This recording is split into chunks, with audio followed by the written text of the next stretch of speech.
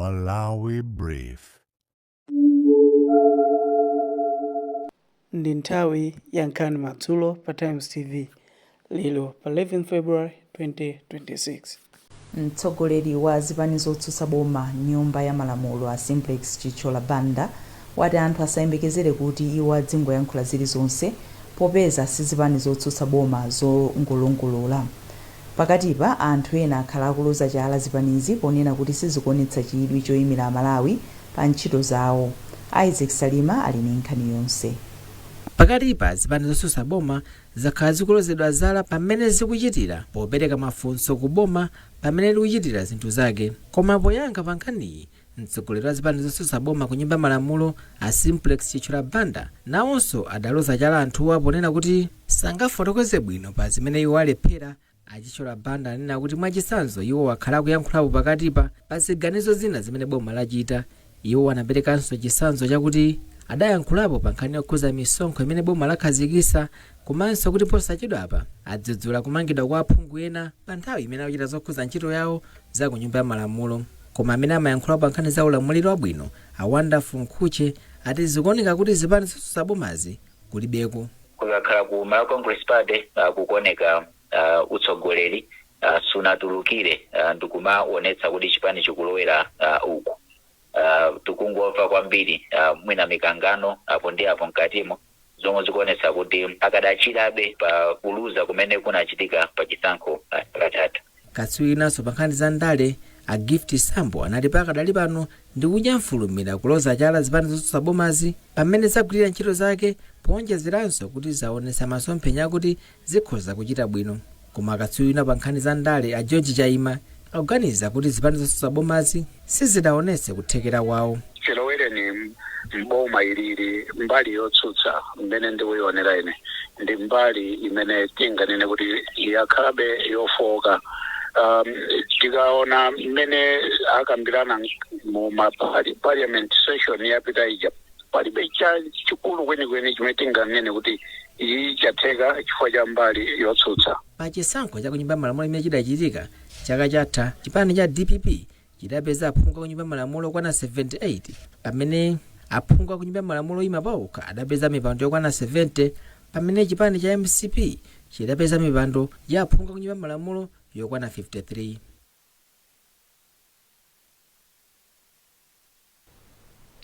Bungwe loona zomangamanga la Construction Industry Regulatory Authority lachenjeza kuti lidzipereka chilango kwa makampani azomangamanga mdziko muno amene akugwira ntchito yawo popanda chilolezo.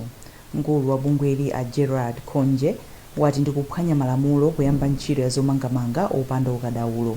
Wezi Gausi ali ndi ripoti. Akhonje ayankhula izi pa mkumano umene iwo anali nawo ndi anthu ochita ntchito zomangamanga mdziko muno, makonsolo osiyanasiyana komanso anthu amene amathandiza dziko lino pa nkhani ya zachuma. Iwo ati kukhala ndi zomangamanga zooneka bwino ndi njira imodzi ya chitukuko, ndipo bungwe lawo lizaonesesa kuti aliyense amene akuchita nawo ntchito zomangamanga akutsatira ndondomeko yoyenerera. Cholinga choti tiafotokozere kuti malamulo anasintha, pali zinthu zofunikira zimene akuyenera kuziwa zizisatidwa pogwira ntchito ya zomangamanga. Tili ndi ndondomeko imene timaitcha Infrastructure Delivery Management Standards imene bungwe lililonse ngakhale munthu akuyenera kumasatira akafuna kugwira ntchito zomangamanga. Woyankhulapo mkulu woona zomangamanga ku khonsolo ya Lilongwe Asidine Chimphaka ati zimakhala zinthu zodandaulitsa kuona kuti anthu amene awapasa ntchito kuti amange zinthu akumanga zinthu zosalongosoka. Sira ikuonetsetsa kuti amene ali amakhudzidwa ndi ntchito zomangamanga ntchito zija azizimanga mopindulira Malawi. Kumanga chinthu cholimba komanso kumanga chinthu mu nthawi yake imene chinthu chomafuna kuti mupange, osati kuti mwina mnanena kuti mumanga school block kwa miyezi 3 kapena kwa miyezi 4 kupezeka kuti mukutha zaka 2 school block sinati, kandi chipatala mukutha zaka 4 pomwe mwina mafuna kuti chipatala chachithe kwa mwina kwa miyezi 6 koma tenga nthawi itali kuti project ijaithe. Pakadali pano bungwe la Sira latsindika kuti ilo likhale likuonesesa kuti makampani onse ochita ntchito zomangamanga akugwira ntchito yawo motsatira malamulo komanso mwa ndondomeko yake. nthambi ya zamabwalo a milandu yati kuchepa kwa ogwira ntchito komanso mavuto azachuma zikupitiriza kusokoneza ntchito zake. Amene amayankhulira nthambi iyi a Ruth Mputeni amayankhulapo pa maripoti onena kuti milandu ina ikumatenga nthawi kuti imalize kumvedwa. Zambiri mu ripoti ili la Daniel Zimba. Zadziwika kuti pali milandu komanso nkhani zina zimene zakhala nthawi yayitali asanamalize kuzimva m'mabwalo a milandu mdziko muno, zimene a Ruth Mputeni ati zili chomwechi pa zifukwa zingapo. Mputeni ati pena mbali zina zokhudzidwa ndi milanduyo ndizo zimachedwetsa chilungamo, koma ati kumbali yawo vuto ndilakuti ogwira ntchito ya zamalamulo ndi ochepa poyerekeza ndi milandu imene imabwera m'mabwalo a milandu siku ndi siku. Chiyerekezo ndi chokuti mabwalo a milandu amayenera kukhala ndi ogwira ntchito oposera 5,000 koma pakadali pano patili ndi 1,715 okha. Pa 1,715 amene wawa ogwira ntchito za malamulo kapena kuti judicial officers ndi 308 okha, ndipo pamene popo majaji oweruza milandu ndi 56.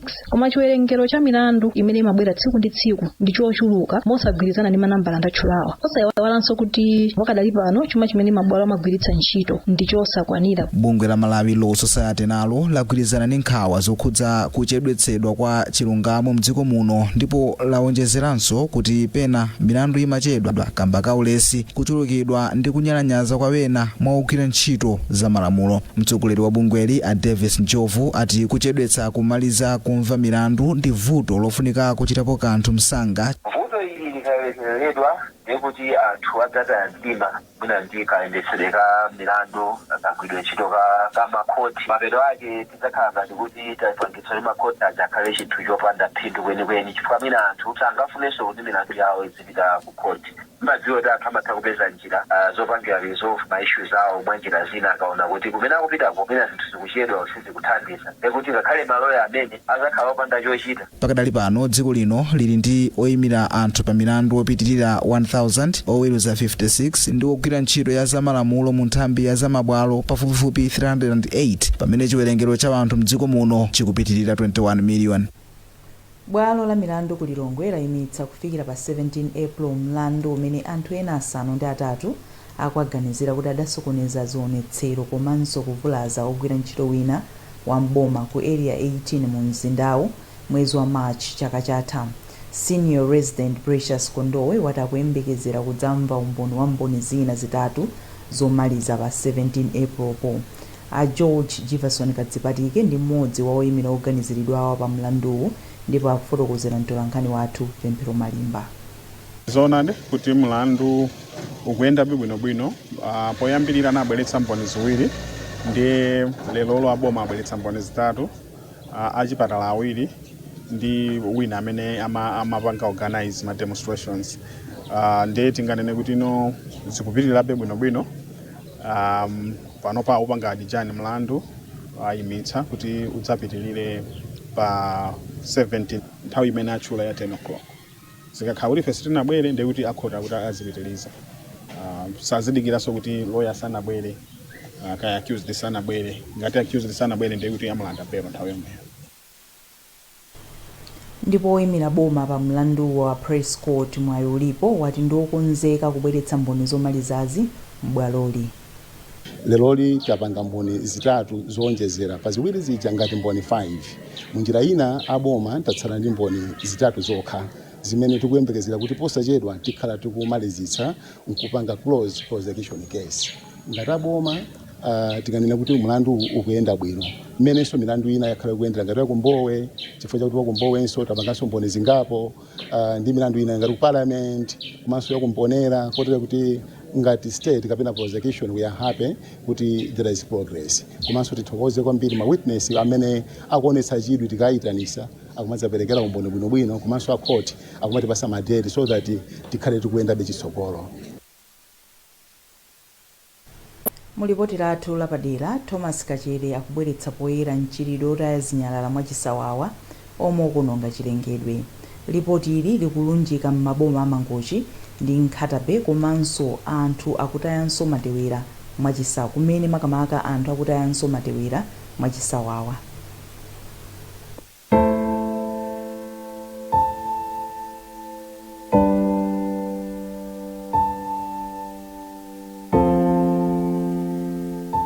kampweya kayaziyazi kamafika ukamalowa m'mangochi.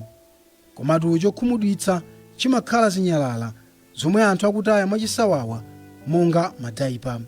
Mangochi si boma lokhalo lomwe likukumana ndi vutoli, chifukwa nako kunkhatape pa doko la Tukombo anthu akutaya zinyalala mwachisawawa. Mwambiri mulibe mabini otayira zinyalalazi. Maplastic amabweretsa mavuto kuzolengedwa monga nsomba komanso zinthu zina. Mkulu wa bungwe la Center for Environmental Policy and Advocacy SEPA Herbert Malukomu ati maplastic komanso madaipa amakathera mnyanja ndi kuononga zinthu za moyo.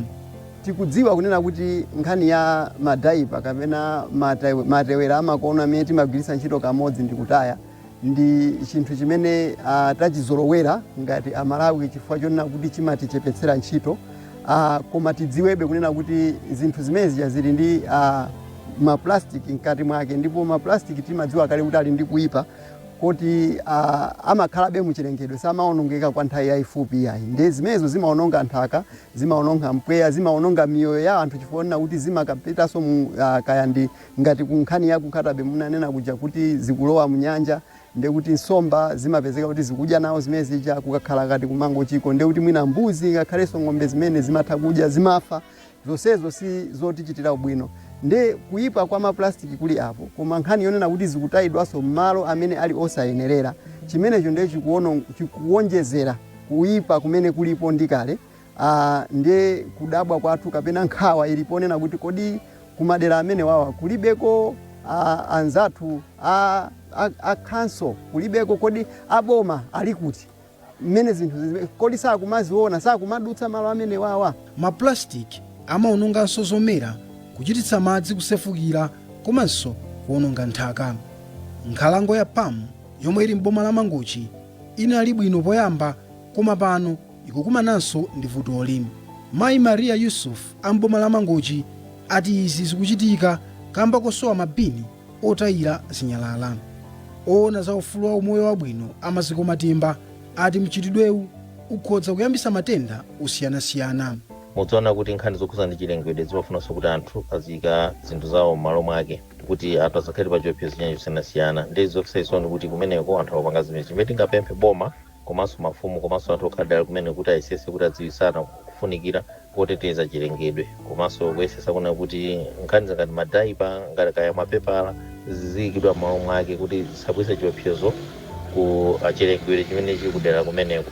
Ndife ngati mabungwe aboma amene timayesesa kuti kukhale ukhondo komanso moyo wabwino ofunika kuti anthu akumeneko adziwisidwe. Tizikhala tikuwunikira kuti kodi aku council akupangapo chani, komanso aku municipality komanso kumadera osiyanasiyana kuti madera ngati amenewo akhale otetezedwa kuti chilengedwe komanso zofunika za kumene zikhale mabwino. Mmodzi mwa akuluakulu ku bungwe la Concerned Youth Organization Asikana Umatibu ati ndikofunika kuti anthu aphunzitsidwe ndi kuzindikira zakuipa kwa maplastic kusachilengedwe. Iwo ati pakufunikanso kukhwimisa malamulo pofuna kuteteza chilengedwe.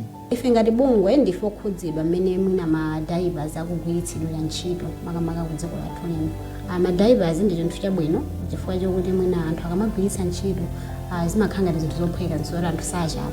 Komano chiopsezo chimene chimapereka ku chilengedwe chathu ndichochuluka kwambiri.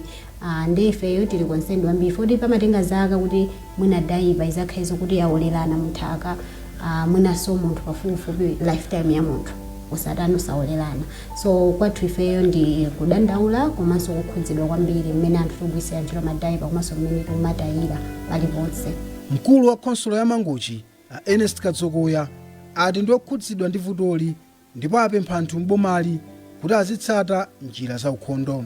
Izi ndizoonadi ndithu kuti anthu akumataya zinyalala zimenezi mwina malo osayenerera, mwina mbali mwa msewu ena poti pali sikulu imene zimene anguyambitsa ngati malo otayira zinyalala.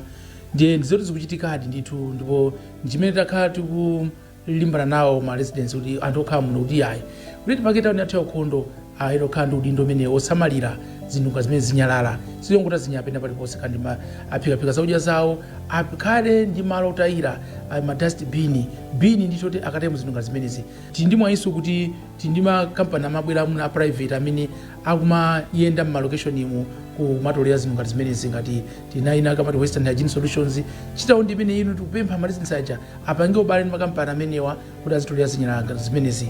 Komanso ifeyo ngati council tinayika mabini malo ambiri ndi pempho lathu kuti zinyalala zonse azitaya mabini mmene mutino tractor yathu ikamazungulira izitha ichotsa zinthu ngati zimenezi. dziko la Malawi linasayinira mfundo zachitukuko za bungwe la United Nations zomwe mwazina ndikuonetsetsa kuti chilengedwe chikusamalidwa. Pamodzi tikuyenera kusamala chilengedwe kuti zonse zikhale bwino. Ana azaka zosaposa 10 ochokera m'maboma asanu ndi atatu akuyembekezeka kulandira katemera wachikuku kudzera mu gawo loyamba lopereka katemerayi. Wachiwiri kwa unduna wa zaumoyo a Charles Chilambula ndi amene adatsogolera mwambowo popempha makolo kuti apite ndi ana awo kukalandira katemerayo. Zambiri mulipoti la Mwayi Gowero. Kampeni ya katemera wa polio ikuperekedwa kwa ana ochepera zaka 10 kuyambira pa 11 mpaka pa 14 February kumadera asanu ndi atatu kumwera. Wachiwiri kwa nduna ya zaumoyo a Charles Chilambula akufotokoza. Wambiri fa polio ngati yamugwira mwana amapuwala kwa moyo wake wonse. So nzofunika kuti timpase katemera amene amuthandize kuti ngati matenda awo atakomana nawo apeze kuti matenda akesagwira ntchito mthupi mwake akhala kuti chitetezo ali nacho kale. Komanso kachilombo kamene kakutipweteka pano ndikoti kasiyanako pang'ono ndi tizilombo timene katemera wake tinalandira kale. Ndi chifukwa chake tifuna kuti mwana aliyense alandire katemera amene yuyu chifukwa akhoza peza kuti anatetezedwa katemera wina uja koma chifukwa uyu ndiwasenako pang'ono akhoza kuti adwalabe. Ndifaike tifuna kuti mmene tikupereka katemera uyu kholo lina lililonse mwana wake osaposa zaka 10 tionesese kuti alandira katemera ameneyu kuti tateteze ana athu. Ndipo Dr. Joe Collins omwe ndi mkulu wa zaumoyo ku UNICEF Malawi ayamikira zomwe boma lachita pa vuto la polio. Tikamaliza chigawo chimenechi tikuyembekeza kuti madera onse alandira katemera ameneyo ndipo tikupempha makolo kuti abweretse ana awo adzalandire nawo katemerayo. Oyimirira bungwe la World Health Organization a Dr. Akosua Aisi akufotokoza zambiri. Ife tikuthokoza boma la Malawi chifukwa chozipereka polimbana ndi matenda a polio mzaka zapitazi. Mlili utabuka mu 2022 dzikoli linayesetsa kuthetsa vutoli pasanathe zaka ziwiri ndipo pakadali pano tikulimbikitsa anthu kuti azawapatse ana awo katemera. Pamwambo bungwe la UNICEF laperekanso njinga za moto 17 ku ofesi ya zaumoyo mboma la Blantyre pofuna kulimbikitsa umoyo wabwino. Unduna unaona kuti pasamakhale kusiyana pakati pa amuna ndi akazi wati walephera kufikira ena mwa masomphenya omwe anakhazikitsidwa mu ndondomeko ya National Adult Literacy and Education Policy. Ndondomeko iyi inakhazikitsidwa mchaka cha 2020 molingana ndi nsanamira za chitukuko za Sustainable Development Goals ndipo anayerekeza kuti ifikira anthu oposera 300,000 pa chaka ndi maphunziro akwacha kufikira mchaka cha 2025. Zambiri mulipoti lomwe walemba ndi Deborah Madea. Poyankhula ndi Times wofalitsa nkhani kundu nawo Alinda Moyo ati mmalo mofikira anthu 300,000 pa chaka amakwanisa kufikira anthu 100,000 ndi maphunziro pa chaka. Amoyo anati kuchepa kwa zipangizo zophunzitsira komanso zophunzirira ndi ena mwa mavuto omwe awalepheretsa kufikira anthu ambiri. Amoyo ati unduna wawo ukuunikirabe zofooka zomwe zinalipo pa ndondomekoyi kuti akwanirise kufikira mlingo wa ndondomeko yapadera yomwe anakhazikitsa mchaka cha 2020. Poyankhulapo kaswiri pa nkhani za maphunziro Victor Chikoti wati nkofunika kuti boma likhazikitse ndondomeko zoyenera zothandizira sukulu zakwacha. Kwina kuli konsewa akhoza kubwera ndi njira zimene zikhoza kuthandiza laulo kuti sukulu zakwacha zipite patsogolo. Pozindikira kuti si madera onse amene sukulu zakwacha zikulephera ali kuti madera ena amene zikuchita bwino. Mwina kumeneko zikhoza kuphunzirako kuti kodi akupanga bwanji kuti zinthu zawo zipite patsogolo.